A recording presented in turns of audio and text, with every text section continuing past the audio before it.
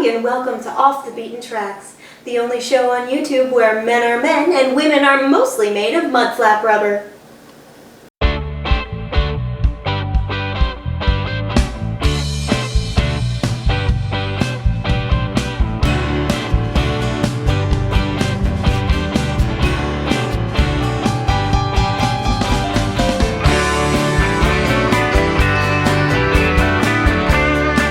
Hello and welcome to Off the Beaten Tracks. This is another episode of Master LP's Theater. So won't you join myself and Grace Bevan as we sit around and discuss Ethel Ennis's 1958 release, Have You Forgotten? I haven't forgotten the line, I'll tell you that. To me, this was an excellent album. Yeah, I have to admit, I'm not huge into jazz. I like it around Christmas time, but she really has such a unique and wonderful voice that you can't not enjoy it.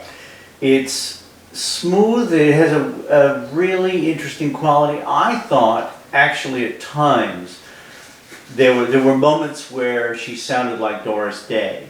Oh, interesting. In spots.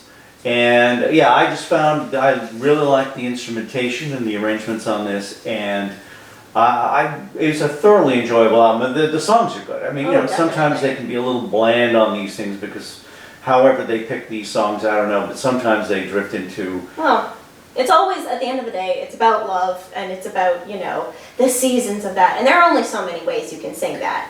But I think it almost doesn't matter in some ways. Like, I have to admit, I loved the instrumentation. I really wish some of the horns were in more parts of the album, though given that she's working with 3 different orchestras, that makes sense. But like, at the end of the day, it all feels like an Ethel's voice conveyance device. Like, it all feels like, how when you have a peanut butter spread or something that you love, you kind of just put it on whatever so you can get the peanut butter into your mouth. Very similar here, I think, on this album. Well put together, though. Yeah, sure. And she obviously a great singer because she became Benny Goodman's singer. And having read her stuff on Wikipedia, she sang with everybody. And the interesting thing is, I wouldn't say that Ethel Ennis was a household name, but had a 50-year career. It's amazing how somebody this good can play with that many notable... I think Duke Ellington as well was one of the people she played with.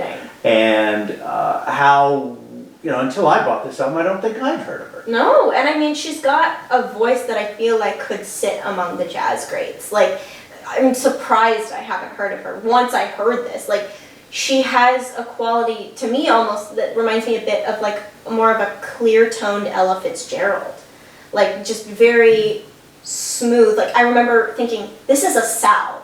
Like, you could put this on a wound and you'd feel better when you hear her. And yeah, it shocks me that she's not considered one of the greats now. Like, working with that many people, especially Benny Goodman and Duke Ellington. Yeah, no. My goodness. Okay, it could be that, since this is her second album and it's 1958, that this kind of music was becoming a little more passé, that if she would have been, say, born 10 or 15 years earlier and her career had started 15 years earlier, she would have been in that. Because the Doris Days and the Ella Fitzgeralds all go back into the 40s, where she doesn't. She's late 50s. That could see that definitely being something, at that point, it's maybe mom and dad's music, but it's not what the youth are into, and so the youth of today, yes. The youth of today. So let's go, 10 being best, 0 being Rob Schneider.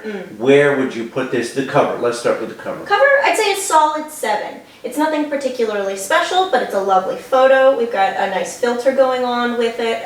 The color scheme's really great. The font's good. Placement is good. But it's nothing you haven't seen before.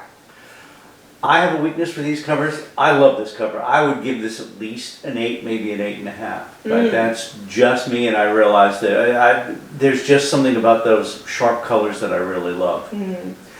Let's go with the album quality itself. Oh my goodness. At very least an 8.5. It was just, it's fun to hear, you don't want to turn it off. It's something you could put on and you're not even paying attention to anything else because the record's on. It takes a lot to find a song you just want to listen to. You don't want to do anything else while you're doing. I gave this an 8 to 8.5, I think. I agree with you. It's just a terrific album. And this is Ethel Ennis for today on Master LP's Theater.